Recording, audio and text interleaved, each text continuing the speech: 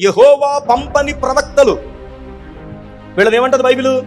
అబద్ధ ప్రవక్తలు. యెహోవా పంపని ప్రవక్తలు వారు కూడా యెహోవా జ్ఞానాన్నే బోధిస్తున్నట్లుగా కనబడతారు.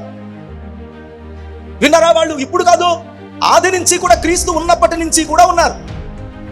అయితే ప్రియులారా, వింటున్న నీవు జాగ్రత్తగా వినాలి. ఏది దేవుని దగ్గర నుంచి వచ్చిన మాట, ఏది పరిశుద్ధాత్మ దేవుని యొక్క బోధ, ఏది నిన్ను ఆత్మీయంగా దేవుని దగ్గరికి చేర్చగలుగుతుంది. ఆ బోధను విన్న తరువాత నీ బాధ తీరిందా? ఆ బోధ విన్న తరువాత నీ బ్రతుకు మారిందా? ఆ బోధ విన్న తరువాత నీ జీవితానికి ఒక రూపం ఏర్పడిందా? చెల్లి తమ్ముడు, ఆలోచన చేయి. దేవుని దగ్గరికి వచ్చిన తర్వాత ఒక బోధ ఒక మనిషిని చిక్కుతాదండి.